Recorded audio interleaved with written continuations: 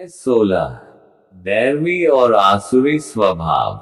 श्री भगवान उवाच अभय सत्व संशुद्धिर्ज्ञानयुग व्यवस्थितिः दान दमशर्च यज्ञशर्च स्वाध्यायस्तपार्जवम् एक अहिंसा सत्यमक्रोधस्त्यागः शान्तिर्पैशुनम् दया भूतेष्वलोलुप्त्वम् मार्दवम् ह्रीर्चापलम् दो तेजः क्षमा धृते शौचमद्रोहो नातिमानिता भवन्ति संपदम् दैवीं विजातस्य भारत 3 श्री भगवान उवाच भगवान ने कहा अभयम निर्भयता सत्व संशुद्धि अपने अस्तित्व की शुद्धि ज्ञान में योग संयुक्त होने की व्यवस्थित स्थिति दानम दान दमः मन का निग्रह च तथा यज्ञ की संपन्नता च तथा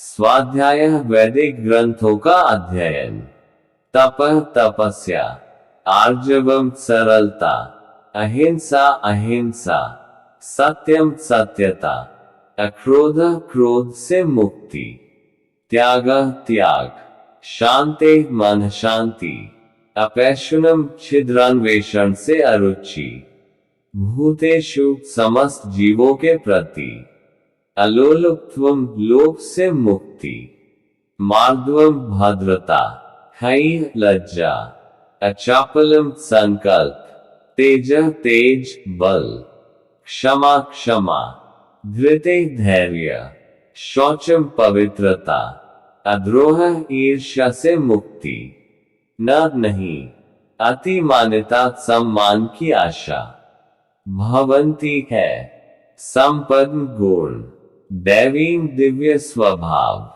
अभिजातस्य उत्पन्न हुए का भारत हे भरतपुत्र भगवान ने कहा हे भरतपुत्र निर्भयता आत्मशुद्धि आध्यात्मिक ज्ञान का अनुशीलन दान आत्म संयम यज्ञपरायणता वेदाध्ययन तपस्या सरलता अहिंसा सत्यता क्रोधविहीनता त्याग शांति छिद्रान्वेषण में अरुचि समस्त जीवों पर करुण लोभविहीनता भद्रता लज्जा संकल्प तेज क्षमा धैर्य पवित्रता ईर्ष्या तथा सम्मान की अभिलाषा से मुक्ति ये सारे दिव्य गुण हैं जो दैवी प्रकृति से संपन्न देवतुल्य पुरुषों में पाए जाते हैं।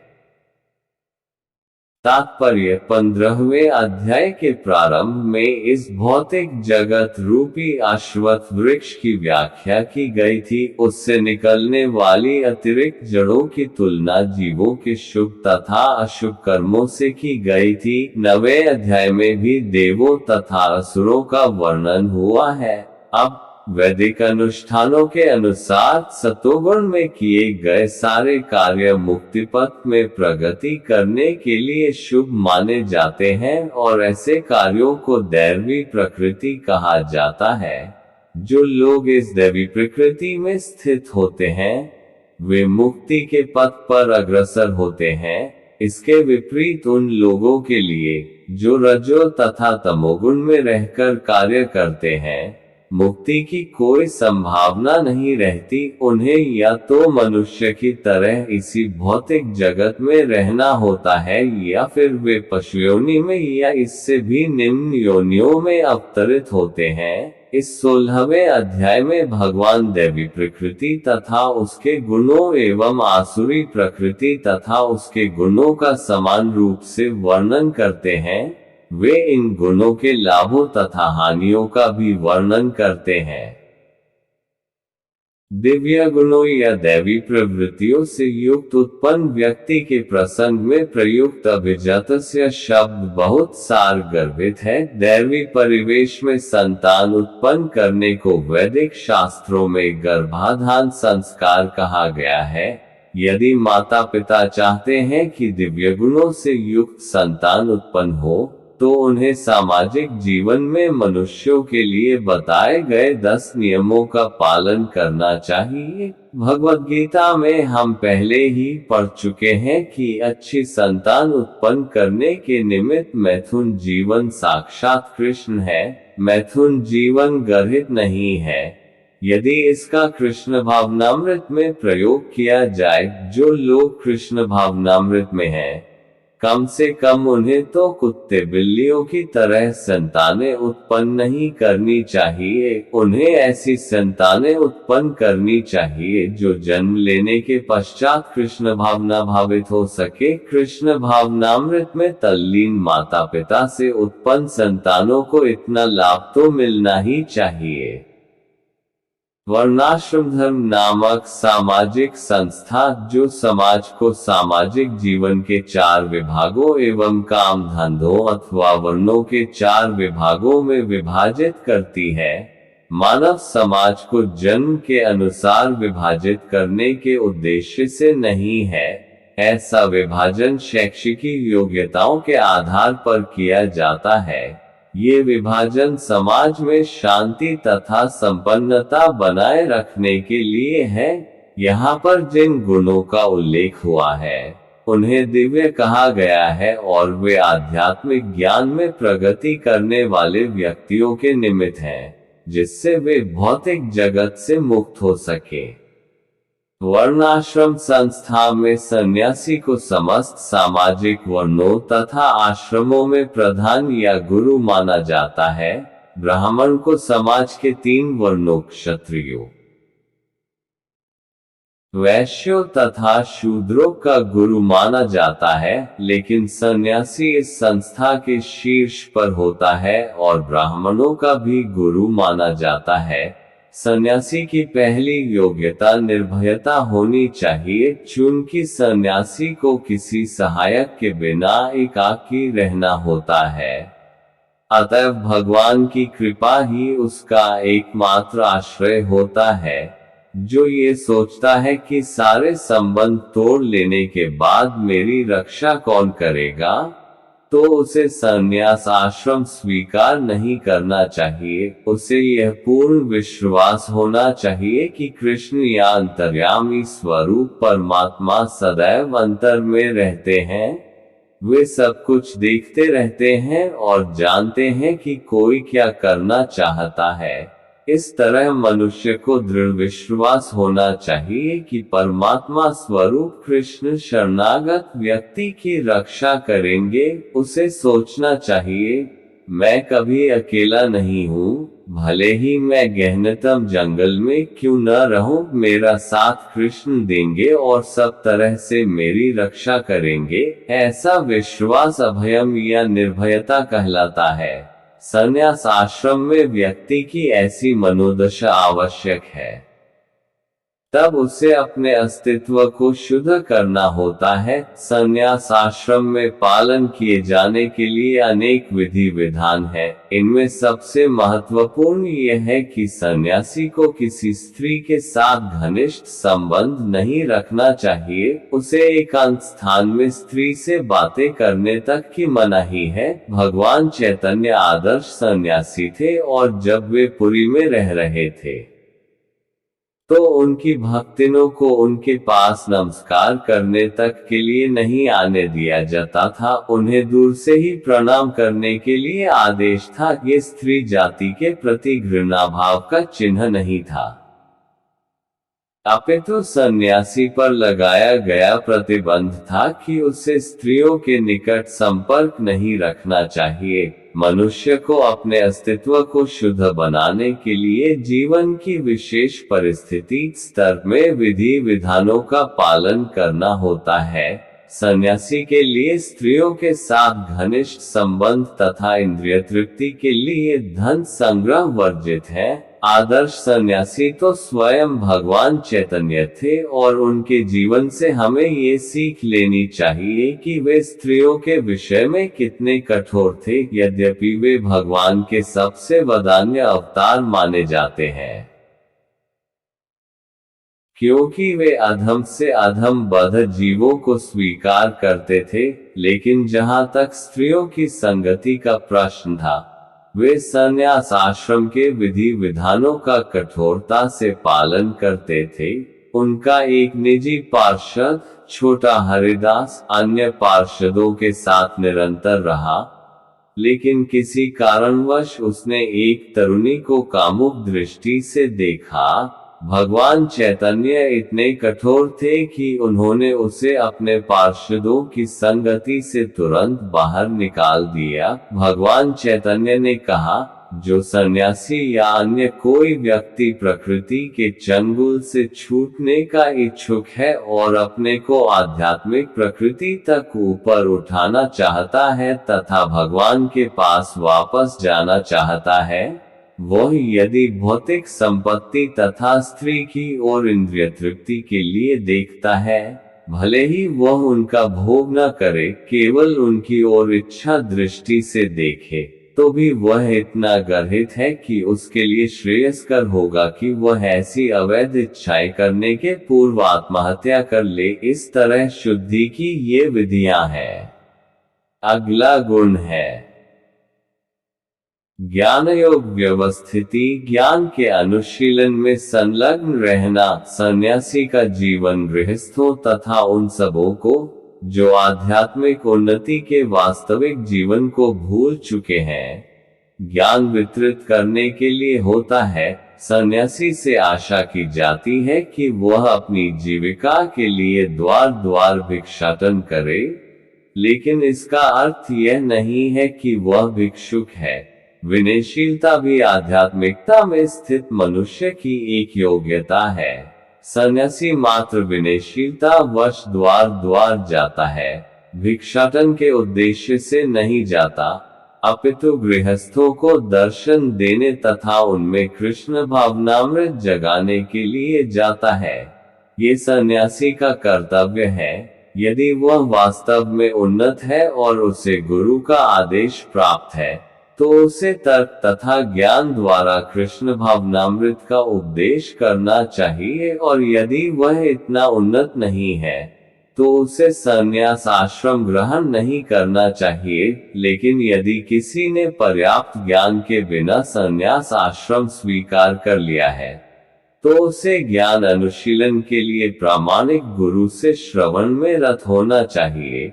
सन्यासी को निर्भीक होना चाहिए, उसे सत्वसन शुद्धि तथा ज्ञान योग में स्थित होना चाहिए।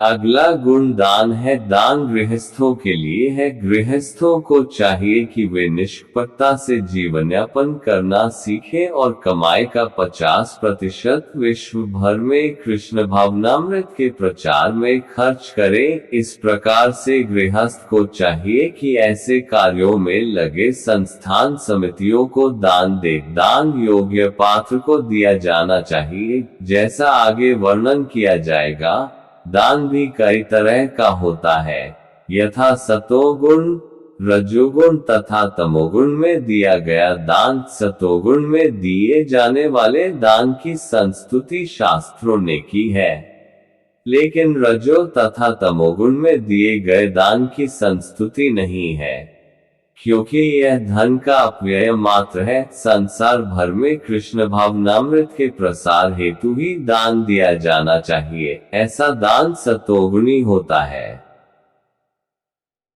जहां तक दम आत्म संयम का प्रश्न है, ये धार्मिक समाज के अन्य आश्रमों के ही लिए नहीं है, अपितु गृहस्थ के लिए विशेष रूप से है। यद्यपि उसके पत्नी होती है, लेकिन उसे चाहिए कि व्यर्थ ही अपनी इंद्रियों को विषय भोग की ओर न मोड़े। गृहस्थों पर भी मैथुन जीवन के लिए प्रतिबंध है और इसका उपयोग केवल संतानोत्पत्ति के लिए किया जाना चाहिए। यदि वह संतान नहीं चाहता, तो उसे अपनी पत्नी के साथ विषय भोग में लिप्त नहीं होना चाहिए। आधुनिक समाज मैथुन जीवन का भोग करने के लिए निरोध विधियों का या अन्य घृणित विधियों का उपयोग करता है, जिससे संतान का उत्तरदायित्व न उठाना पड़े।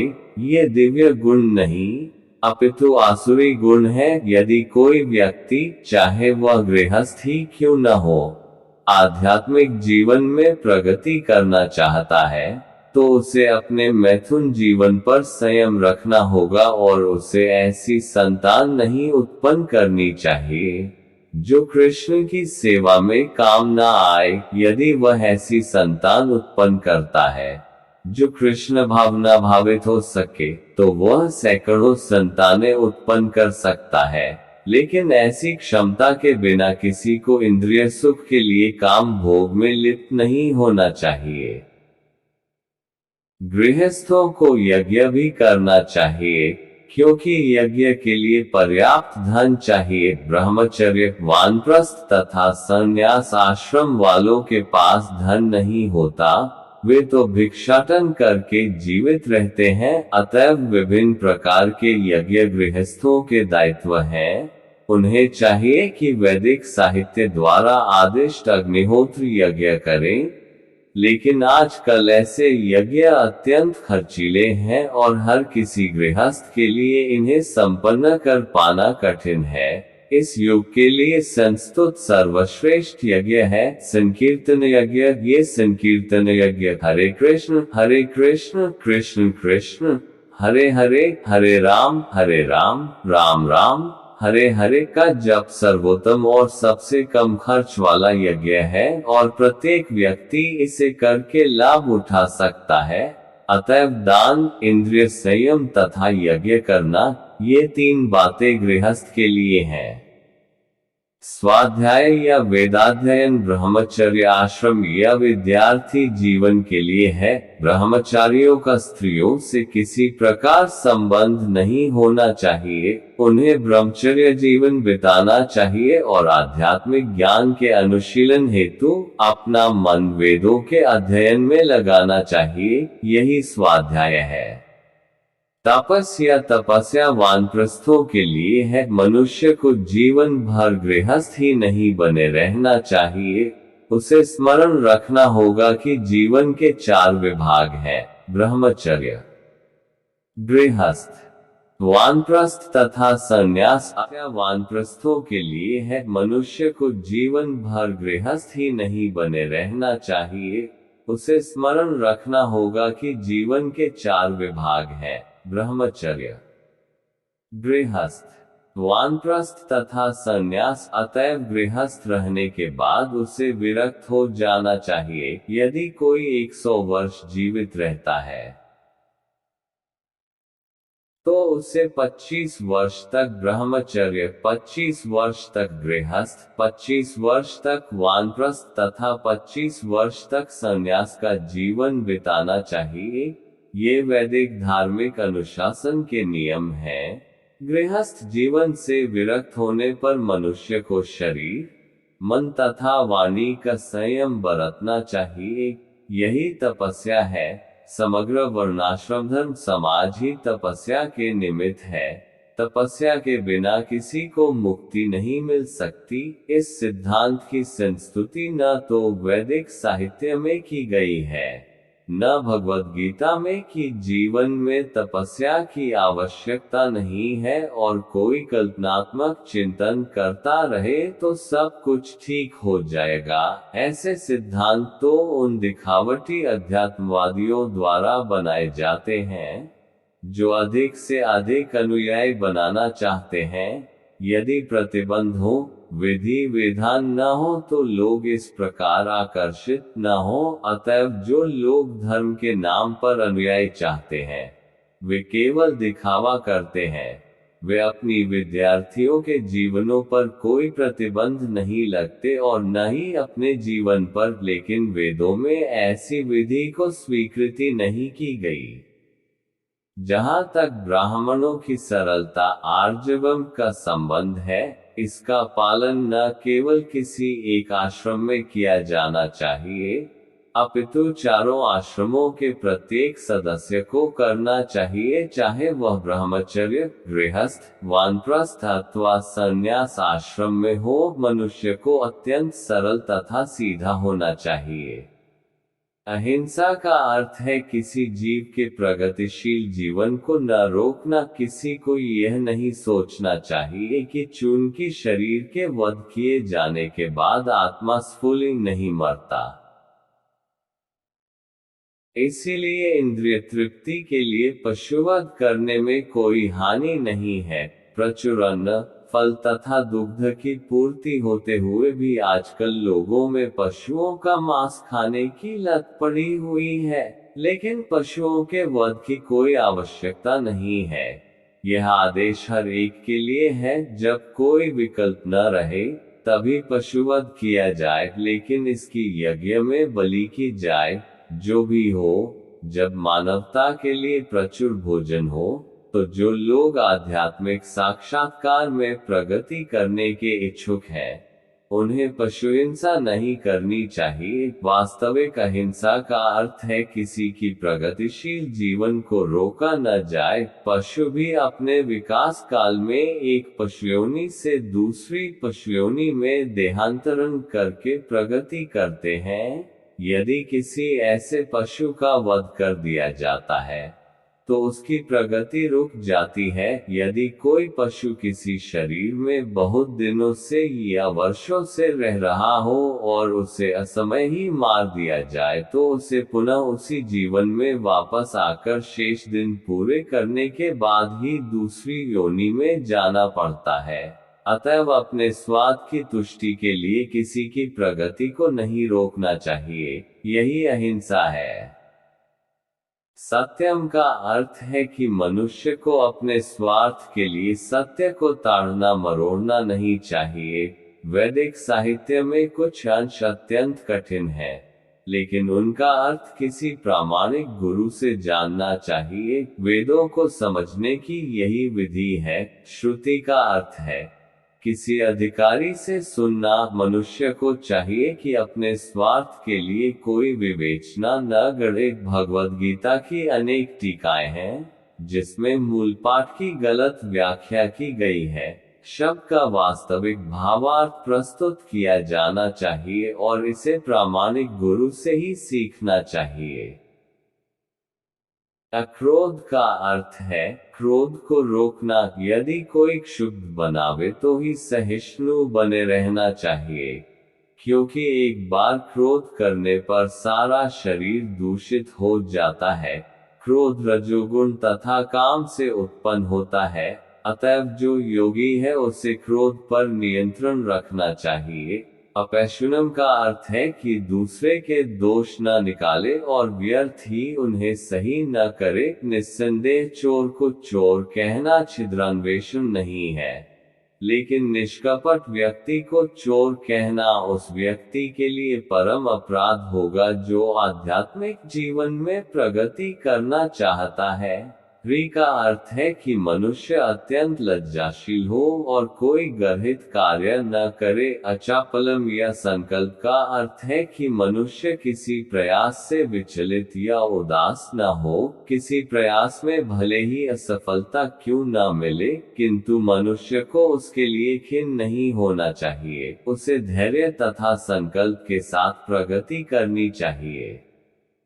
यहाँ पर प्रयुक्त तेजस शब्द क्षत्रियों के निमित्त है। क्षत्रियों को अत्यंत बलशाली होना चाहिए जिससे वह निर्बलों की रक्षा कर सके। उन्हें अहिंसक होने का दिखावा नहीं करना चाहिए। यदि हिंसा की आवश्यकता पड़े तो हिंसा दिखानी चाहिए, लेकिन जो व्यक्ति अपने शत्रु का दमन कर सकता है उसे चाहिए कि कुछ विशेष परिस्थितियों में क्षमा कर दे। वह छोटे अपराधों के लिए क्षमा दान कर सकता है। शौचम का अर्थ है पवित्रता, जो न केवल मन तथा शरीर की हो अपितु व्यवहार में भी हो। यह विशेष रूप से वणिक वर्ग के लिए है।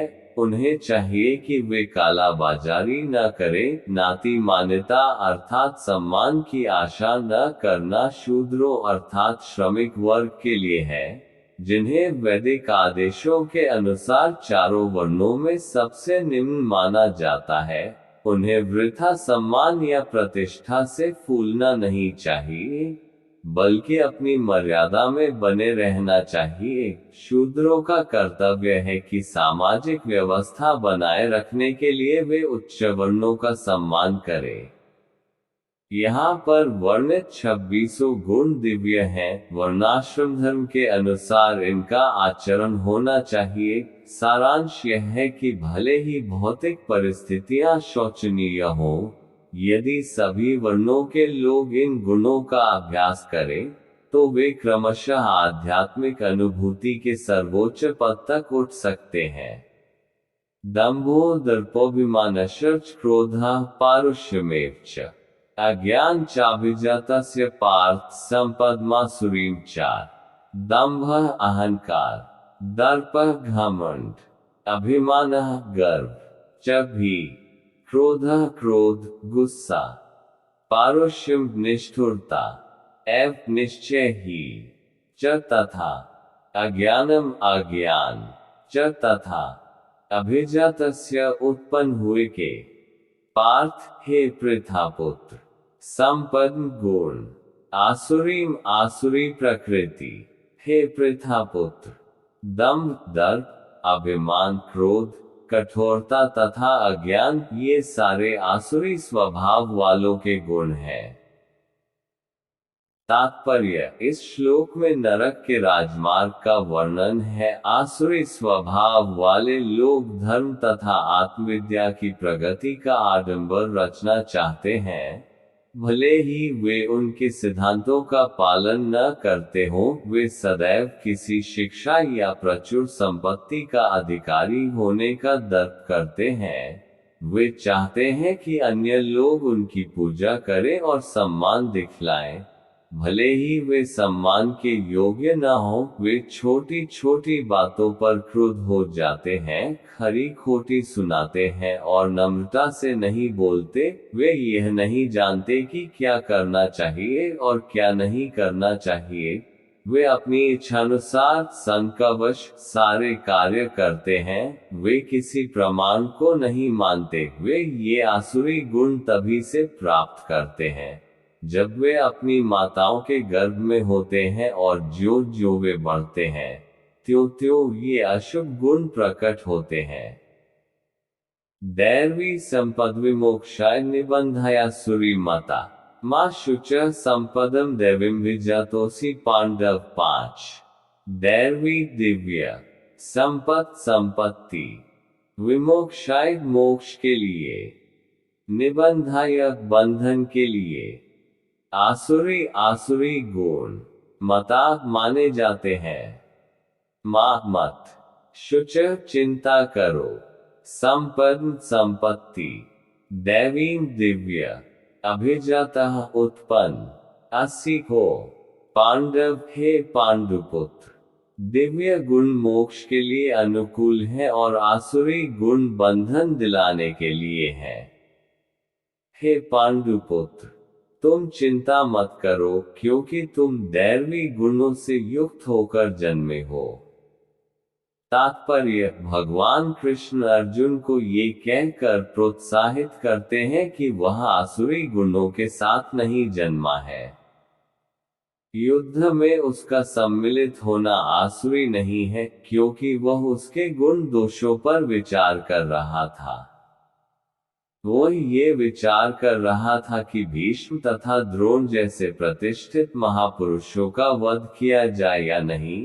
अतएव वह न तो क्रोध के वशीभूत होकर कार्य कर रहा था, न झूठी प्रतिष्ठा या निष्ठुरता के अधीन होकर। अतएव वह आसुरी स्वभाव का नहीं था। क्षत्रिय के लिए शत्रु पर बाण बरसाना दिव्य माना जाता है, और ऐसे कर्तव्य से विमुख होना आसुरी।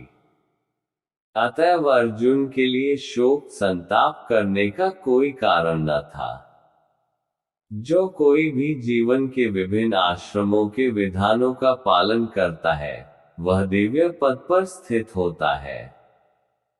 द्वो भूत्सर्गो लोकेस्मिन् दैव आसुरैव च दैवो विस्तर्श प्रोक्त आसुर पार्थ में शृणु 6। द्वो दो भूत्सर्गो जीवों की सृष्टियां, लोके संसार में, अस्मिन् इस दैवः दैर्वी आसुरः आसुरी एव निश्चय ही च तथा दैवः दैर्वी विस्तर्श विस्तार से प्रोक्ता कहा गया। आसुरम आसुरी पार्थ हे पृथापुत्र मेघ मुझसे श्रृणु सुनो हे पृथापुत्र। इस संसार में सृजित प्राणी दो प्रकार के हैं, दैवी तथा आसुरी। मैं पहले ही विस्तार से तुम्हें दैवी गुण बतला चुका हूं। अब मुझसे आसुरी गुणों के विषय में सुनो।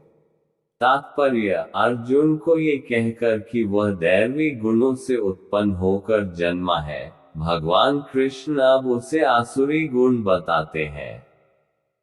इस संसार में बद्ध जीव दो श्रेणियों में बटे हुए हैं। जो जीव दिव्य गुणों से संपन्न होते हैं, वे नियमित जीवन बिताते हैं, अर्थात वे शास्त्रों तथा विद्वानों द्वारा बताए गए आदेशों का निर्वाह करते हैं। मनुष्य को चाहिए कि प्रामाणिक शास्त्रों के अनुसार ही कर्तव्य निभाए। ये प्रकृति दैवी कहलाती है।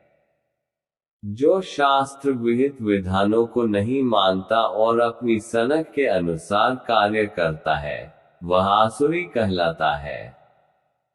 शास्त्र के विधि विधानों के प्रति आज्ञा भाव ही एकमात्र कसौटी है, अन्य नहीं।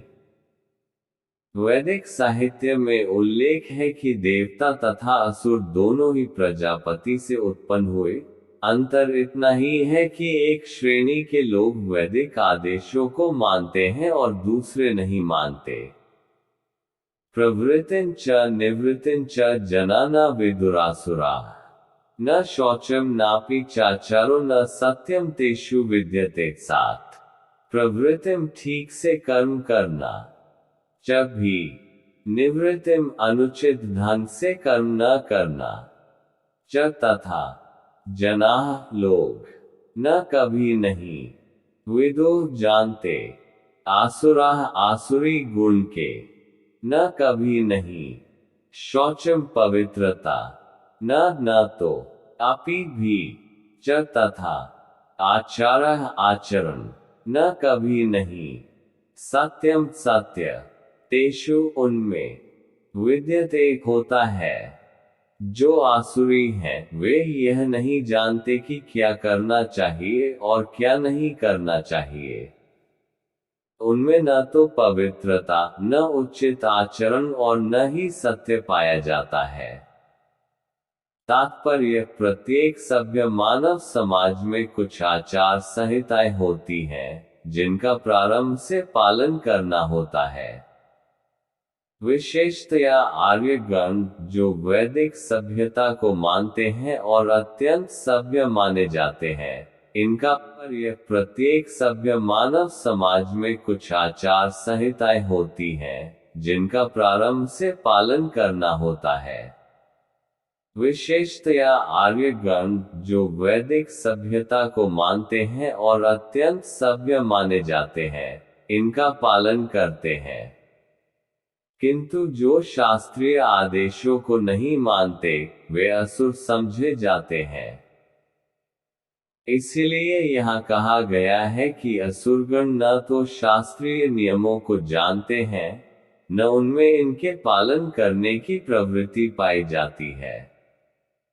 उनमें से अधिकांश इन नियमों को नहीं जानते और जो थोड़े से लोग जानते भी हैं, उनमें इनके पालन करने की प्रवृत्ति नहीं होती।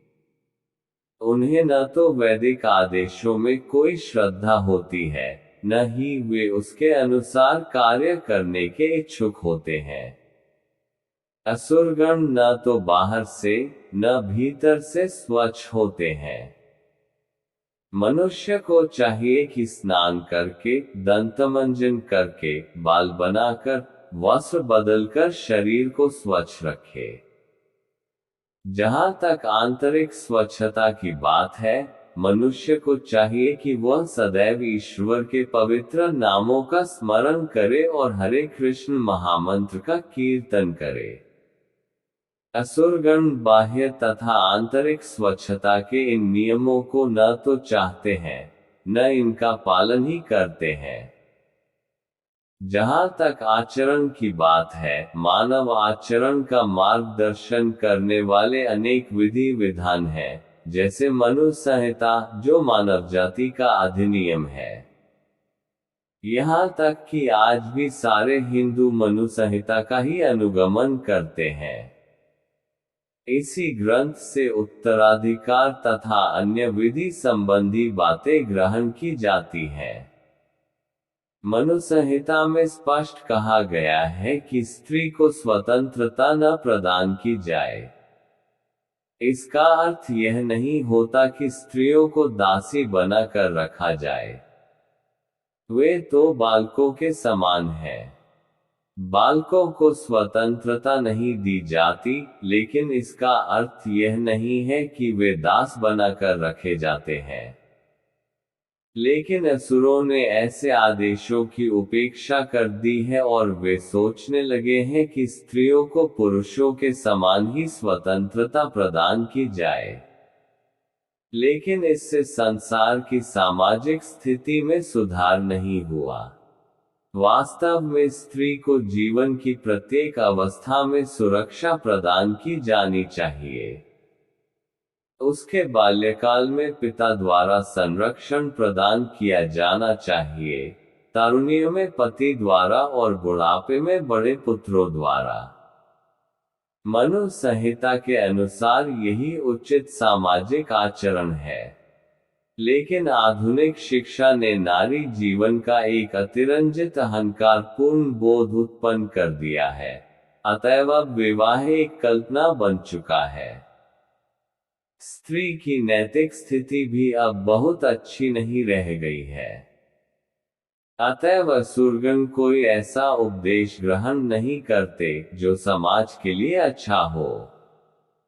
चूंकि वे महर्षियों के अनुभवों तथा उनके द्वारा निर्धारित विधि विधानों का पालन नहीं करते, अतएव आसुरी लोगों की सामाजिक स्थिति अत्यंत शोचनीय है। असत्यम प्रतिष्ठते जगदाहुर्नीश्वरम अपस्पर्शसंभूत किमन्यत् कामहेतुकम् 8। असत्यम मिथ्या, अप्रतिष्ठम आधारहित। ते वे जगत दृश्य जगत आहो कहते हैं। अनीश्वरम बिना नियामक के, अपस्पर बिना कारण के, संभूतम उत्पन्न, किम अन्यत अन्य कोई कारण नहीं है, काम हेतुकम केवल काम के कारण। वे कहते हैं कि यह जगत मिथ्या है, इसका कोई आधार नहीं है और इसका नियमन किसी ईश्वर द्वारा नहीं होता। उनका कहना है कि यह काम इच्छा से उत्पन्न होता है और काम के अतिरिक्त कोई अन्य कारण नहीं है। तात्पर्य, आसुरी लोग ये निष्कर्ष निकालते हैं कि यह जगत मायाजाल है। इसका न कोई कारण है, न कार्य, न नियामक, न कोई प्रयोजन, हर वस्तु मिथ्या है। उनका कहना है कि दृश्य जगत आकस्मिक भौतिक क्रियाओं तथा प्रतिक्रियाओं के कारण है। वे यह नहीं सोचते कि ईश्वर ने किसी प्रयोजन से इस संसार की रचना की है। उनका अपना सिद्धांत है कि यह संसार अपने आप उत्पन्न हुआ है और यह विश्वास करने का कोई कारण नहीं है कि इसके पीछे किसी ईश्वर का हाथ है।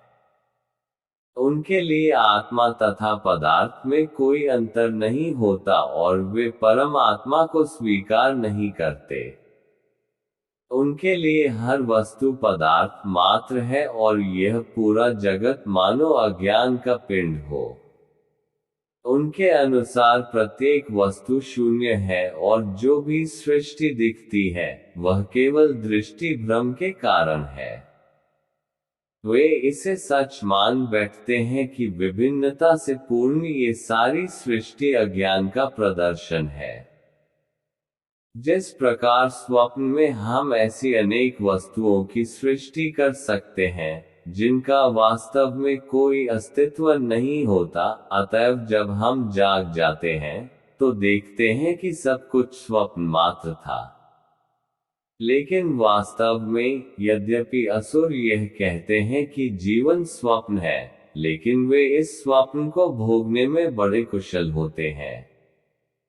अतएव वे ज्ञानार्जन करने के बजाय अपने स्वप्नलोक में अधिकाधिक उलझ जाते हैं।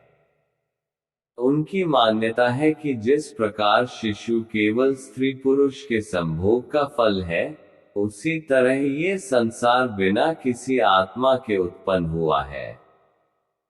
उनके लिए ये पदार्थ का संयोग मात्र है जिसने जीवों को उत्पन्न किया। अतएव आत्मा के अस्तित्व का प्रश्न ही नहीं उठता। जिस प्रकार अनेक जीवित प्राणी आकरण पसीने ही से स्वेदज तथा मृत शरीर से उत्पन्न हो जाते हैं, उसी प्रकार यह सारा जीवित संसार दृश्य जगत के भौतिक संयोगों से प्रकट हुआ है। अतः प्रकृति ही इस संसार की कारण स्वरूपा है, इसका कोई अन्य कारण नहीं है। वे भगवद गीता में कहे गए कृष्ण के इन वचनों को नहीं मानते। मयाध्यक्षेण प्रकृते सूयते सचराचरम, सारा भौतिक जगत मेरे ही निर्देश के अंतर्गत गतिशील है। दूसरे शब्दों में, असुरों को संसार की सृष्टि के विषय में पूरा ज्ञान नहीं है। प्रत्येक का अपना कोई न कोई सिद्धांत है। उनके अनुसार शास्त्रों की कोई एक व्याख्या दूसरी व्याख्या के ही समान है, क्योंकि वे शास्त्रीय आदेशों के मानक ज्ञान में विश्वास नहीं करते। एतादृष्टिमवष्टभ्यनष्टात्मानोऽल्पबुद्धाय प्रभवन्त्युग्रकर्माणः क्षयाय जगतो हिताः नो। अताम इस दृष्टि को अवष्टभ्य स्वीकार करके, नष्ट होकर, आत्मानः अपने आप, अल्पबुद्धयः अल्पज्ञानी, प्रभवन्ति फूलते फलते हैं, उग्र कर्माणः कष्टकारक कर्मों में प्रवृत्त, क्षयाय विनाश के लिए, जगतः संसार का, अहिताः अनुपयोगी, ऐसे निष्कर्मों का अनुगमन करते हुए आसुरी लोग, जिन्होंने आत्मज्ञान खो दिया है और जो बुद्धिहीन है, ऐसे अनुपयोगी एवं भयावह कार्यों में प्रवृत्त होते हैं जो संसार का विनाश करने के लिए होता है। तात्पर्य, आसुरी लोग ऐसे कार्यों में व्यस्त रहते हैं जिससे संसार का विनाश हो जाए। भगवान यहाँ कहते हैं कि वे कम बुद्धि वाले हैं। भौतिकवादी, जिन्हें ईश्वर का कोई बोध नहीं होता, सोचते हैं कि वे प्रगति कर रहे हैं। लेकिन भगवद गीता के अनुसार वे बुद्धिहीन तथा समस्त विचारों से शून्य होते हैं। वे इस भौतिक जगत का अधिक से अधिक भोग करने का प्रयत्न करते हैं। अतएव इंद्रिय तृप्ति के लिए कुछ न कुछ नया आविष्कार करते रहते हैं। ऐसे भौतिक आविष्कारों को मानव सभ्यता का विकास माना जाता है, लेकिन इसका दुष्परिणाम ये होता है कि लोग अधिकाधिक हिंसक तथा क्रूर होते जाते हैं। वे पशुओं के प्रति क्रूर हो जाते हैं और अन्य मनुष्यों के प्रति भी। उन्हें इसका कोई ज्ञान नहीं कि एक दूसरे से किस प्रकार व्यवहार किया जाए। आसुरी लोगों में पशु वध अत्यंत प्रधान होता है। ऐसे लोग संसार के शत्रु समझे जाते हैं, क्योंकि वे अंततः ऐसा आविष्कार कर लेंगे या कुछ ऐसी सृष्टि कर देंगे जिससे सबका विनाश हो जाए। अप्रत्यक्षतः ये श्लोक नाभिकीय अस्त्रों के आविष्कार की पूर्व सूचना देता है, जिसका आज सारे विश्व को गर्व है। किसी भी क्षण युद्ध हो सकता है और ये परमाणु हथियार विनाशलीला उत्पन्न कर सकते हैं। ऐसी वस्तुएं संसार के विनाश के उद्देश्य से ही उत्पन्न की जाती हैं और यहाँ पर इसका संकेत किया गया है। ईश्वर के प्रति अविश्वास के कारण ही ऐसे हथियारों का आविष्कार मानव समाज में किया जाता है, वे संसार की शांति तथा संपन्नता के लिए नहीं होते। कामाश्रित्य दुष्पूर्दम्भमान् मदान्विताः मोहाद् गृहीत्वा सद्ग्रहान् प्रवर्तन्ते शुचिव्रताः। 10 कामम काम विषय भोग की आश्रित्य शरण लेकर, दुष्पूर्व अपूरणीय अतृप्त, दंभ गर्व, मान तथा झूठी प्रतिष्ठा का, मद नविताः मद में चूर, मोहात मोह से, गृहीत्वा ग्रहण करके, असत क्षणभंगुर, ग्राहान वस्तुओं को, प्रवर्तन्ते फलते फूलते हैं, अशुचि अपवित्र, व्रताः व्रत लेने वाले, कभी न संतुष्ट होने वाले, काम का आश्रय लेकर तथा गर्व के मद एवं मिथ्या प्रतिष्ठा में डूबे हुए आसुरी लोग इस तरह मोहग्रस्त होकर सदैव क्षणभंगुर वस्तुओं के द्वारा अपवित्र कर्म का व्रत लिए रहते हैं। तात्पर्य, यहाँ पर आसुरी प्रवृत्ति का वर्णन हुआ है। असुरों में काम कभी तृप्त नहीं होता, वे भौतिक भोग के लिए अपनी अतृप्त इच्छाएं बढ़ाते चले जाते हैं, यद्यपि वे क्षणभंगुर वस्तुओं को स्वीकार करने के कारण सदैव चिंतामग्न रहते हैं। तो भी वे मोहवश ऐसे कार्य करते जाते हैं, उन्हें कोई ज्ञान नहीं होता, अतएव वे यह नहीं कह पाते कि वे गलत दिशा में जा रहे हैं।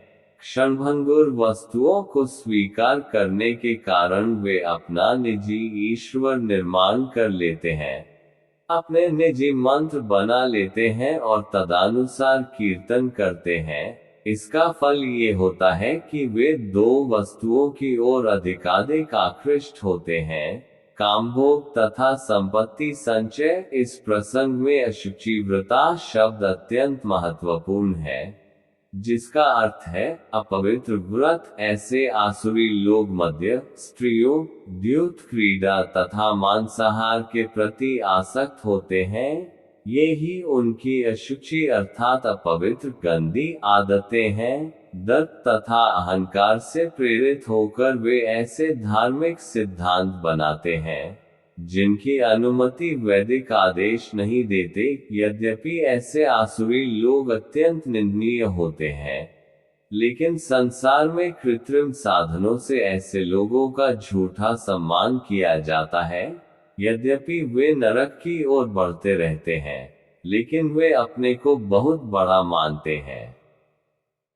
चिंताम परिमेया च प्रलयांतामुपाश्रिता कामोपभोग परमा अतावदिति निश्चिता। 11 आशापाशतर्बधः कामक्रोध प्रायणा इहन्ते कामभोगार्थमन्यायनार्थसंचयान्। 12 चिंताम भय तथा चिंताओं का, अप्रमेयाम अपार, च तथा, प्रलयंताम मरण काल तक, उपाश्रिता शरणागत, काम उपभोग इंद्रिय तृप्ति, परमाह जीवन का परम लक्ष्य, अतावत इतना, इति इस प्रकार, निश्चिता निश्चित करके, आशापाश आशारूप बंधन, शतः सैकड़ों के द्वारा, बद्धा बंधे हुए, काम काम, क्रोध तथा क्रोध में, परायणा सदैव स्थित, इहन्ते इच्छा करते हैं, काम काम, भोग इंद्रिय भोग, अर्थम के निमित्त, अन्यायन अवैध रूप से, अर्थ धन का, संचयान संग्रह। उनका विश्वास है कि इंद्रियों की तुष्टि ही मानव सभ्यता की मूल आवश्यकता है। इस प्रकार मरण काल तक उनको अपार चिंता होती रहती है। वे लाखों इच्छाओं के जाल में बंधकर तथा काम और क्रोध में लीन होकर इंद्रिय तृप्ति के लिए अवैध ढंग से धन संग्रह करते हैं। तात्पर्य: आसुरी लोग मानते हैं कि इंद्रियों का भोग ही जीवन का चरम लक्ष्य है और वे आमरण इसी विचारधारा को धारण किए रहते हैं।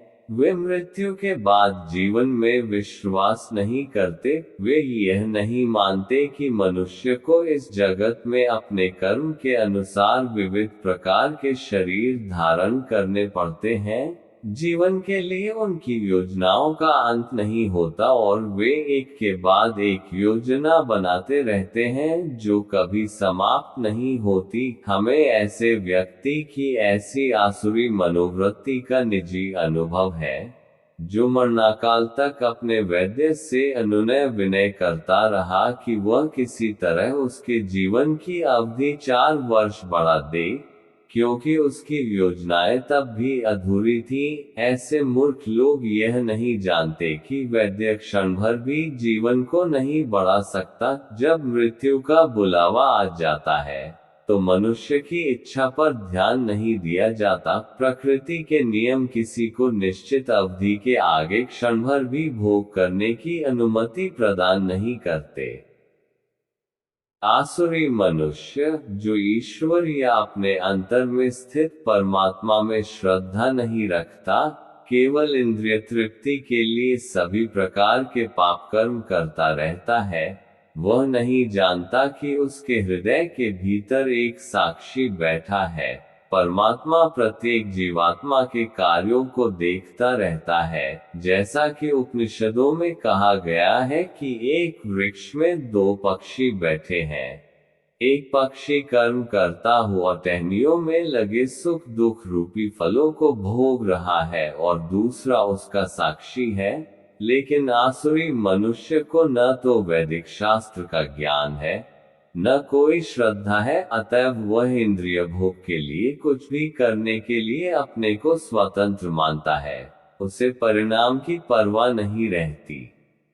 इदमद्य मया लब्धमिम प्राप्स्ये मनोर्थम इदमस्तीदम्पि मे भविष्यति पुनर्धनम तेरह असौ मया हतः शत्रुर्हनिष्ये चाप्रान्पि ईश्वरोहम भोगी सिद्धो बलवान सुखी 14 आयोभिजिन्वानस्मि कौन्योस्ति सदृशो मया यक्ष्ये दास्यामि मोदिष्य इत्यज्ञान मोहिताः 15 इदम ये आद्य आज मया मेरे द्वारा लब्धम प्राप्त इमम इसे प्राप्यते प्राप्त करूंगा मनः रथम इच्छित इदम ये अस्ति है इदम ये अपि भी मेघ मेरा भविष्यति भविष्य में बढ़ जाएगा पुनः फिर धनम धन असौ वह मया मेरे हतः मारा गया शत्रु शत्रु हनिष्ये मारूंगा जब भी अप्राण अन्यों को अपि निश्चय ही ईश्वरः प्रभु स्वामी अहम मैं हूँ अहम मैं हूँ भोगी भोक्ता सिद्ध सिद्ध अहम मैं हूँ बलवान शक्तिशाली सुखी प्रसन्न आय धनी अभिजनवान कुलीन संबंधियों से घिरा अस्मि मैं हूँ कह कौन अन्य दूसरा अस्ति है सदृश समान मया मेरे द्वारा यक्षे मैं यज्ञ करूंगा दास्यामी दान दूंगा मोदिष्ये आमोद प्रमोद मनाऊंगा इति इस प्रकार अज्ञान अज्ञानतावश विमोहिताः मोहग्रस्त आसुरी व्यक्ति सोचता है, आज मेरे पास इतना धन है और अपनी योजनाओं से मैं और अधिक धन कमाऊंगा। इस समय मेरे पास इतना है, किंतु भविष्य में यह बढ़कर और अधिक हो जाएगा। वह मेरा शत्रु है और मैंने उसे मार दिया है और मेरे अन्य शत्रु भी मार दिए जाएंगे। मैं सभी वस्तुओं का स्वामी हूँ, मैं भोक्ता हूँ, मैं सिद्ध शक्तिमान तथा सुखी हूँ, मैं सबसे धनी व्यक्ति हूँ और मेरे आसपास मेरे कुलीन संबंधी हैं। कोई अन्य मेरे समान शक्तिमान तथा सुखी नहीं है। मैं यज्ञ करूंगा, दान दूंगा और इस तरह आनंद मनाऊंगा। इस प्रकार ऐसे व्यक्ति अज्ञानवश मोहग्रस्त होते रहते हैं। अनेक चित्त विभ्रांता मोहजाल समावृता प्रसक्ता कामभोगेषु पतन्ति नरकेषु 16। अनेक कई चित्त चिंताओं से, विभ्रांता उद्विग्न, मोह में, जाल जाल से, समावृता घिरे हुए, प्रसक्ता आसक्त, काम भोगेषु इंद्रिय तृप्ति में, पतंती गिर जाते हैं, नरक में, अशुचो अपवित्र। इस प्रकार अनेक चिंताओं से उद्विग्न होकर तथा मोहजाल में बंध कर वे इंद्रिय भोग में अत्यधिक आसक्त हो जाते हैं और नरक में गिरते हैं। तात्पर्य, आसुरी व्यक्ति धन अर्जित करने की इच्छा की कोई सीमा नहीं जानता। उसकी इच्छा असीम बनी रहती है। वह केवल यही सोचता रहता है कि उसके पास इस समय कितनी संपत्ति है और ऐसी योजना बनाता है कि संपत्ति का संग्रह बढ़ता ही जाए। इसीलिए वह किसी भी पापपूर्ण साधन को अपनाने में झिझकता नहीं और अवैध तृप्ति के लिए कालाबाजारी करता है। वह पहले से अपनी अधिकृत संपत्ति यथा भूमि, परिवार, घर तथा बैंक पूंजी पर मुग्ध रहता है और उनमें वृद्धि के लिए सदैव योजनाएं बनाता रहता है। उसे अपनी शक्ति पर ही विश्वास रहता है और वह ये नहीं जानता कि उसे जो लाभ हो रहा है वह उसके पूर्व जन्म के पुण्य कर्मों का फल है। उसे ऐसी वस्तुओं का संचय करने का अवसर इसीलिए मिला है, लेकिन उसे पूर्व जन्म के कारणों का कोई बोध नहीं होता। वह यही सोचता है कि उसकी सारी संपत्ति उसके निजी उद्योग से है। आसुरी व्यक्ति अपने बाहुबल पर विश्वास करता है, कर्म के नियम पर नहीं। कर्म नियम के अनुसार पूर्व जन्म में उत्तम कर्म करने के फलस्वरूप मनुष्य उच्च कुल में जन्म लेता है, या धनवान बनता है, या सुशिक्षित बनता है, या बहुत सुंदर शरीर प्राप्त करता है। आसुरी व्यक्ति सोचता है कि ये चीजें आकस्मिक हैं और उसके बाहुबल सामर्थ्य के फलस्वरूप है। उसे विभिन्न प्रकार के लोगों, सुंदरता तथा शिक्षा के पीछे किसी प्रकार की योजना व्यवस्था नहीं प्रतीत होती। ऐसे आसुरी मनुष्य की प्रतियोगिता में जो भी सामने आता है वह उसका शत्रु बन जाता है। ऐसे अनेक आसुरी व्यक्ति होते हैं और इनमें से प्रत्येक अन्यों का शत्रु होता है। ये शत्रुता पहले मनुष्यों के बीच, फिर परिवारों के बीच, तब समाजों में और अंततः राष्ट्रों के बीच बढ़ती जाती है।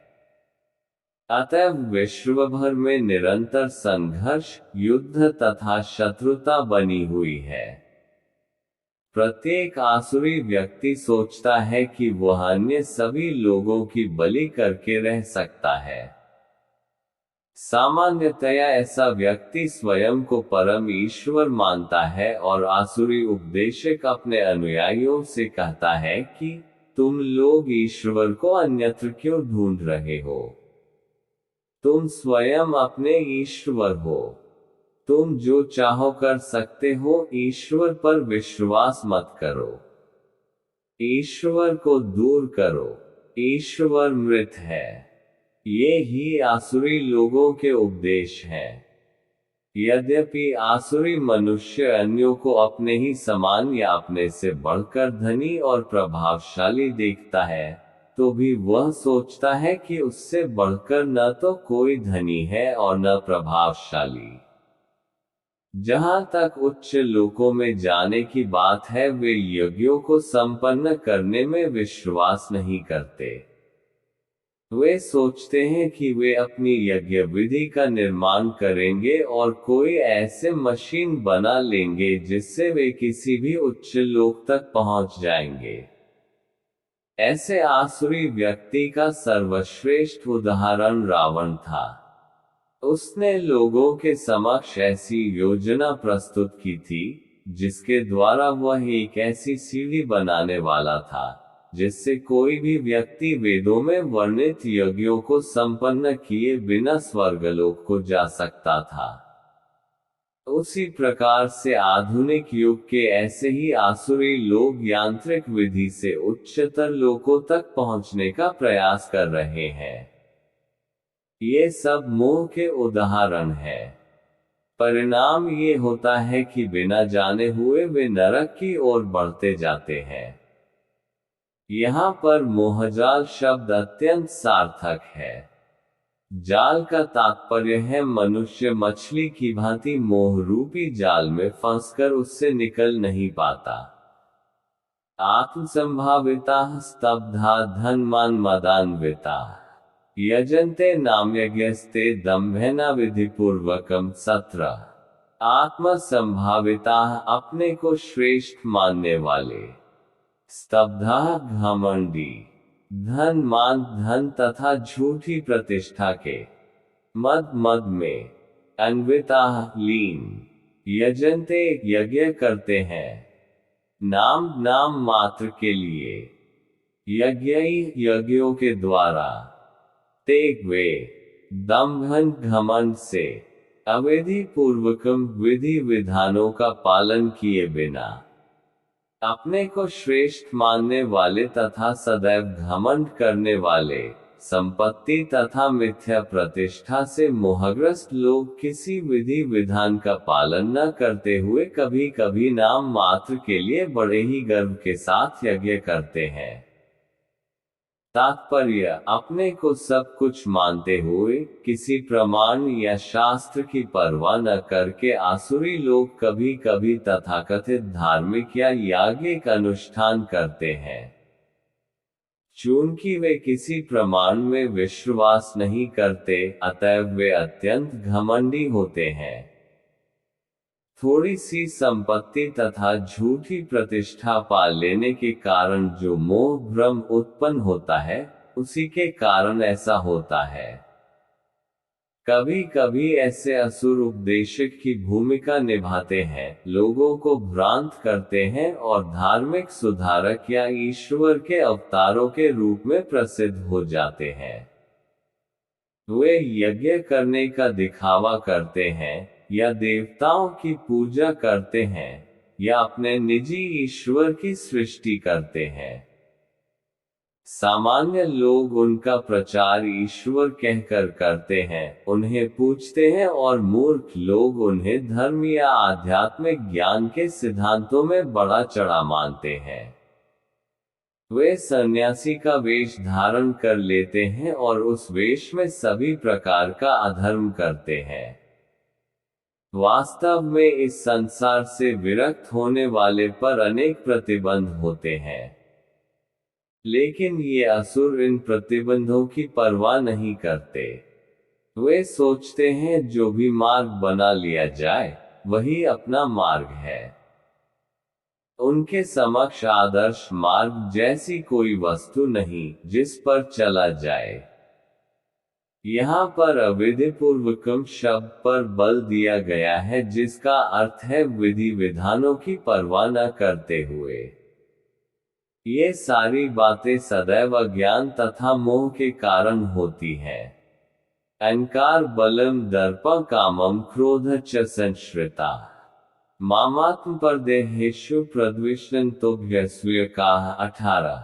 अहंकारम मिथ्या अभिमान, बलम बल, दर्पम घमंड, कामम काम विषय भोग, क्रोधम क्रोध, च भी संश्रिता शरणागत आश्रय लेते हुए, माम मुझको, आत्मा अपने, पर तथा पराये, देहेषु शरीरों में, प्रद्वेषंत निंदा करते हुए, अभ्यस्वकाः ईर्ष्यालु, मिथ्या अहंकार, बल, दर्प, काम तथा क्रोध से मोहित होकर आसुरी व्यक्ति अपने शरीर में तथा अन्यों के शरीर में स्थित भगवान से ईर्ष्या और वास्तविक धर्म की निंदा करने लगते हैं।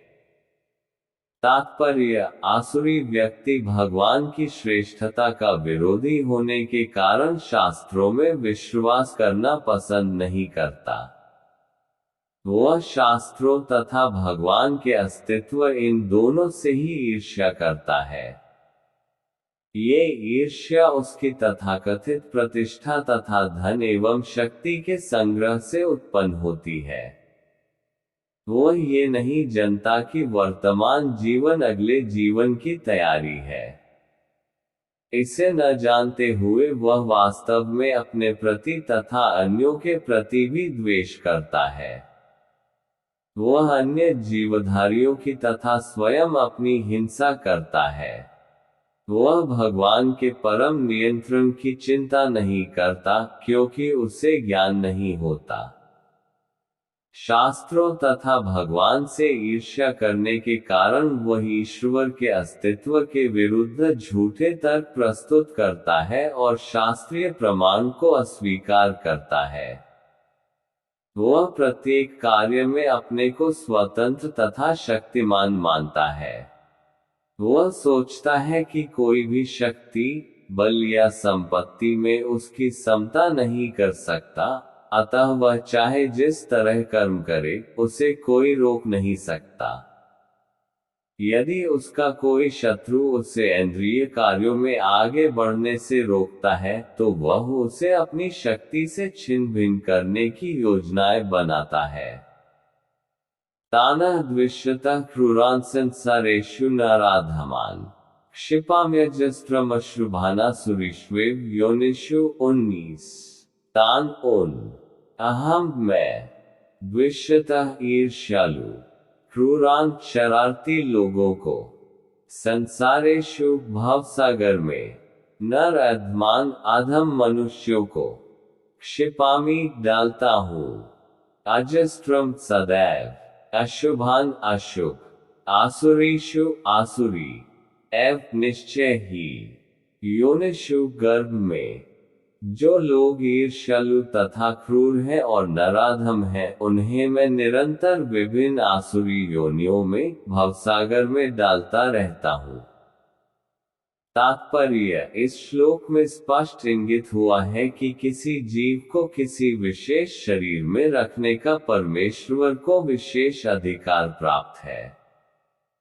आसुरी लोग भले ही भगवान की श्रेष्ठता को न स्वीकार करें और वे अपनी निजी सनकों के अनुसार कर्म करें, लेकिन उनका अगला जन्म भगवान के निर्णय पर निर्भर करेगा, उन पर नहीं। श्रीमद् भागवत के 3 स्कंध में कहा गया है कि मृत्यु के बाद जीव को माता के गर्भ में रखा जाता है, जहां उच्च शक्ति के निरीक्षण में उसे विशेष प्रकार का शरीर प्राप्त होता है। यही कारण है कि संसार में जीवों की इतनी योनियां प्राप्त होती हैं, यथा पशु, कीट, मनुष्य आदि। ये सब परमेश्वर द्वारा व्यवस्थित हैं। वे अकस्मात नहीं आई। जहां तक असुरों की बात है, यहाँ ये स्पष्ट कहा गया है कि ये असुरों के गर्भ में निरंतर रखे जाते हैं। इस प्रकार ये ईर्ष्यालु बने रहते हैं और मानवों में अधम है। ऐसे आसुरी योनि वाले मनुष्य सदैव काम से पूरित रहते हैं, सदैव उग्र, घृणास्पद तथा अपवित्र होते हैं। जंगलों के अनेक शिकारी मनुष्य आसुरी योनि से संबंधित माने जाते हैं। आसुरी योनिमापन्ना मूढ़ा जन्मनि जन्मनि मां प्राप्य कौन्तेय ततो यान्त्यधमा गतिम 20।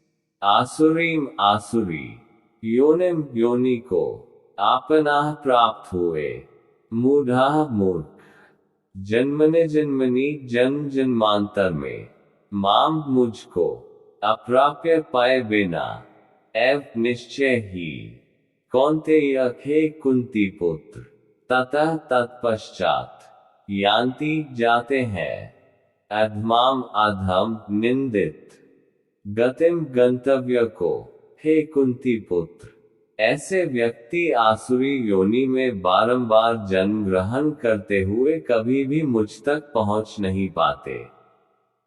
वे धीरे धीरे अत्यंत अधम गति को प्राप्त होते हैं। तात्पर्य यह विख्यात है कि ईश्वर अत्यंत दयालु हैं, लेकिन यहाँ पर हम देखते हैं कि वे असुरों पर कभी भी दया नहीं करते। यहाँ स्पष्ट कहा गया है कि आसुरी लोगों को जन्म जन्मांतर तक उनके समान असुरों के गर्भ में रखा जाता है और ईश्वर की कृपा प्राप्त न होने से उनका अधःपतन होता रहता है, जिससे अंत में उन्हें कुत्तों, बिल्लियों तथा सूकरों जैसा शरीर मिलता है। यहाँ ये स्पष्ट किया गया है कि ऐसे असुर जीवन की किसी भी अवस्था में ईश्वर की कृपा का भाजन नहीं बन पाते। वेदों में भी कहा गया है कि ऐसे व्यक्ति अधःपतन होने पर कुक बनते हैं। इस प्रसंग में ये तर्क किया जा सकता है कि यदि ईश्वर ऐसे असुरों पर कृपालु नहीं है तो उन्हें सर्व कृपालु क्यों कहा जाता है। इस प्रश्न के उत्तर में कहा जा सकता है कि वेदांत सूत्र से पता चलता है कि परमेश्वर किसी से घृणा नहीं करते। असुरों को निम्नतम अधम योनि में रखना उनकी कृपा की अन्य विशेषता है। कभी कभी परमेश्वर असुरों का वध करते हैं, लेकिन यह वध भी उनके लिए कल्याणकारी होता है, क्योंकि वैदिक साहित्य से पता चलता है कि जिस किसी का वध परमेश्वर द्वारा होता है, उसको मुक्ति मिल जाती है। इतिहास में ऐसे असुरों के अनेक उदाहरण प्राप्त हैं, यथा रावण, कंस, हिरण्यकशिपु, जिन्हें मारने के लिए भगवान ने विविध अवतार धारण किए। अतएव असुरों पर ईश्वर की कृपा तभी होती है जब वे इतने भाग्यशाली होते हैं कि ईश्वर उनका वध करे। त्रिविध नरकस्येदं द्वारा नाशनमात्मनः कामः क्रोधस्तथा लोभास्तस्मादेतत्त्रयं त्यजेत। 21। त्रिविधम तीन प्रकार का, नरकस्य नरक का, इदम ये, द्वारम द्वार, नाशनम विनाशकारी, आत्मनः आत्मा का, कामः काम, क्रोधः क्रोध, तथा और, लोभः लोभ। तस्मात् अतएव, एतत् इन त्रयम तीनों को त्यजेत त्याग देना चाहिए। इस नरक के तीन द्वार हैं, काम, क्रोध और लोभ। प्रत्येक बुद्धिमान व्यक्ति को चाहिए कि इन्हें त्याग दे, क्योंकि इनसे आत्मा का पतन होता है। तात्पर्य यहाँ पर आसुरी जीवन आरंभ होने का वर्णन हुआ है। मनुष्य अपने काम को तुष्ट करना चाहता है, किंतु जब उसे पूरा नहीं कर पाता तो क्रोध तथा लोभ उत्पन्न होता है। जो बुद्धिमान मनुष्य आसुरी योनि में नहीं गिरना चाहता, उसे चाहिए कि वह इन तीनों शत्रुओं का परित्याग कर दे, क्योंकि ये आत्मा का हनन इस हद तक कर देते हैं कि इस भवबंधन से मुक्ति की संभावना नहीं रह जाती। एतर्विमुक्तः कौन्तेय तमोद्वारस्त्रिभिर्नरः आश्रित्यात्मनः श्रेयस्ततो याति परां गतिम्। 22। ऐतः इनसे विमुक्तः मुक्त होकर, कौन्तेय हे कुंती पुत्र, तमः द्वारैः अज्ञान के द्वारों से, त्रिभे तीन प्रकार के, नरः व्यक्ति, आचरति करता है, आत्मनः अपने लिए, श्रेयः मंगल कल्याण, ततः तत्पश्चात, याति जाता है, पराम परम, गतिम गंतव्य को। हे कुंती पुत्र, जो व्यक्ति इन तीनों नरक द्वारों से बच पाता है, वह आत्म साक्षात्कार के लिए कल्याणकारी कार्य करता है और इस प्रकार क्रमशः परम गति को प्राप्त होता है। तात्पर्य, मनुष्य को मानव जीवन के 3 शत्रुओं काम, क्रोध तथा लोभ से अत्यंत सावधान रहना चाहिए। जो व्यक्ति जितना ही इन तीनों से मुक्त होगा, उतना ही उसका जीवन शुद्ध होगा। तब वह वैदिक साहित्य में आदिष्ट विधि विधानों का पालन कर सकता है। इस प्रकार मानव जीवन के विभिन्न विधि विधानों का पालन करते हुए वह अपने आप को धीरे धीरे आत्म साक्षात्कार के पद पर प्रतिष्ठित कर सकता है। यदि वह इतना भाग्यशाली हुआ कि इस अभ्यास से कृष्ण भावनामृत के पद तक उठ सके तो उसकी सफलता निश्चित है। वैदिक साहित्य में कर्म तथा कर्मफल की विधियों का आदेश है, जिससे मनुष्य शुद्धि की अवस्था संस्कार तक पहुंच सके। सारी विधि काम, क्रोध तथा लोभ के परित्याग पर आधारित है। इस विधि का ज्ञान प्राप्त करके मनुष्य आत्म साक्षात्कार के उच्च पद तक उठ सकता है और इस आत्म साक्षात्कार की पूर्णता भक्ति में है। भक्ति में बद्ध जीव की मुक्ति निश्चित है। इसलिए वैदिक पद्धति के अनुसार 4 आश्रमों तथा 4 वर्णों का विधान किया गया है। विभिन्न जातियों वर्णों के लिए विभिन्न विधि विधानों की व्यवस्था है। यदि मनुष्य उनका पालन कर पाता है तो वह स्वतः ही आत्म साक्षात्कार के सर्वोच्च पद को प्राप्त कर लेता है। तब उसकी मुक्ति में कोई संदेह नहीं रह जाता। यह शास्त्र विधि मुत्सृज्य वर्तते कामकार्ता न स सिद्धिम वाप्नोति न सुख न परागतिम तेस।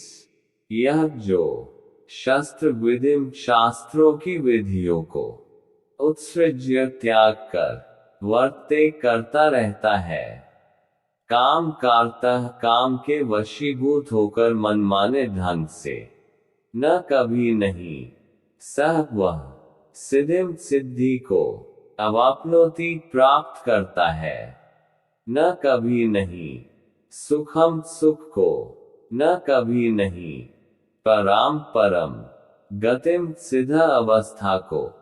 जो शास्त्रों के आदेशों की अवहेलना करता है और मनमाने ढंग से कार्य करता है, उसे न तो सिद्धि, न सुख, न ही परमगति की प्राप्ति हो पाती है। तात्पर्य, जैसा कि पहले कहा जा चुका है, मानव समाज के विभिन्न आश्रमों तथा वर्णों के लिए शास्त्र विधि दी गई है। प्रत्येक व्यक्ति को इन विधि विधानों का पालन करना होता है। यदि कोई इनका पालन न करके काम, क्रोध और लोभवश स्वेच्छा से कार्य करता है, तो उसे जीवन में कभी सिद्धि प्राप्त नहीं हो सकती। दूसरे शब्दों में, भले ही मनुष्य ये सारी बातें सिद्धांत के रूप में जानता रहे, लेकिन यदि वह इन्हें अपने जीवन में नहीं उतार पाता तो वह अधम जाना जाता है। मनुष्य योनि में जीव से आशा की जाती है कि वह बुद्धिमान बने और सर्वोच्च पद तक जीवन को ले जाने वाले विधानों का पालन करे। किंतु यदि वह इनका पालन नहीं करता तो उसका अधःपतन हो जाता है। लेकिन फिर भी जो विधि विधानों तथा नैतिक सिद्धांतों का पालन करता है, किंतु अंततोगत्वा परमेश्वर को समझ नहीं पाता, तो उसका सारा ज्ञान व्यर्थ जाता है। और यदि वह ईश्वर के अस्तित्व को मान भी ले, किंतु यदि भगवान की सेवा नहीं करता, तो भी उसके सारे प्रयास निष्फल हो जाते हैं। अतएव मनुष्य को चाहिए कि अपने आप को कृष्ण भावनामृत तथा भक्ति के पद तक ऊपर ले जाए। तभी वह परम सिद्धावस्था को प्राप्त कर सकता है, अन्यथा नहीं। काम करता शब्द अत्यंत सार्थक है। जो व्यक्ति जानबूझकर नियमों का अतिक्रमण करता है, वह काम के वश में होकर कर्म करता है। वह जानता है कि ऐसा करना मना है, लेकिन फिर भी वह ऐसा करता है। इसी को स्वेच्छाचार कहते हैं। ये जानते हुए भी कि अमुक काम करना चाहिए, फिर भी वह उसे नहीं करता है, इसलिए उसे स्वेच्छाकारी कहा जाता है। ऐसे व्यक्ति अवश्य ही भगवान द्वारा दंडित होते हैं। ऐसे व्यक्तियों को मनुष्य जीवन की सिद्धि प्राप्त नहीं हो पाती। मनुष्य जीवन तो अपने आप को शुद्ध बनाने के लिए है, किंतु जो व्यक्ति विधि विधानों का पालन नहीं करता, वह अपने को न तो शुद्ध बना सकता है, न ही वास्तविक सुख प्राप्त कर सकता है। तस्मात् शास्त्रम प्रमाणते कार्याकार्य व्यवस्थित ज्ञात्वा शास्त्र विधानोक्तम कर्म कर्तुमिहार्हसि 24। तस्मात् इसलिए, शास्त्रम शास्त्र, प्रमाणम प्रमाण, ते तुम्हारा कार्य कर्तव्य, अकार्य निषिद्ध कर्म, व्यवस्थित निश्चित करने में, ज्ञात्वा जानकर, शास्त्र शास्त्र का, विधान विधान, उक्तम कहा गया, कर्म कर्म, कर्तुम करना, इस संसार में, अर्हसी तुम्हें चाहिए। अतएव मनुष्य को ये जानना चाहिए कि शास्त्रों के विधान के अनुसार क्या कर्तव्य है और क्या अकर्तव्य है। उसे विधि विधानों को जानकर कर्म करना चाहिए, जिससे वह क्रमशः ऊपर उठ सके। तात्पर्य, जैसा कि 15वें अध्याय में कहा जा चुका है, वेदों के सारे विधि विधान कृष्ण को जानने के लिए हैं। यदि कोई भगवद गीता से कृष्ण को जान लेता है और भक्ति में प्रवृत्त होकर कृष्ण भावनामृत को प्राप्त होता है, तो वह वैदिक साहित्य द्वारा प्रदत्त ज्ञान की चरम सिद्धि तक पहुंच जाता है।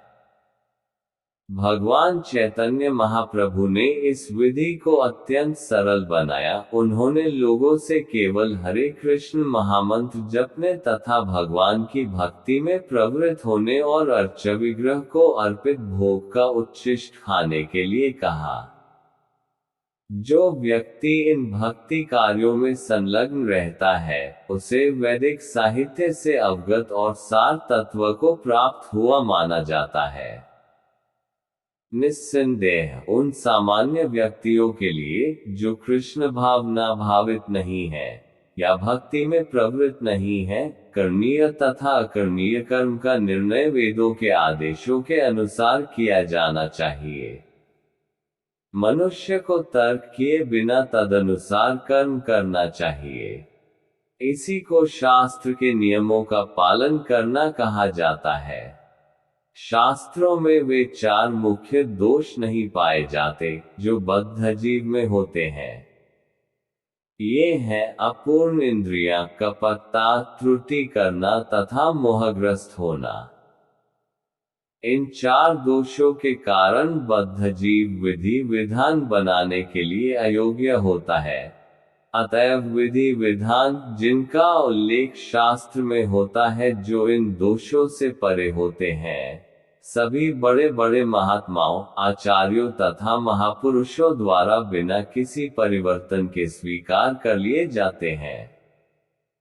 भारत में आध्यात्मिक विद्या के कई दल हैं, जिन्हें प्रायः 2 श्रेणियों में रखा जाता है, निराकारवादी और साकारवादी। दोनों ही दल वेदों के नियमों के अनुसार अपना जीवन बिताते हैं।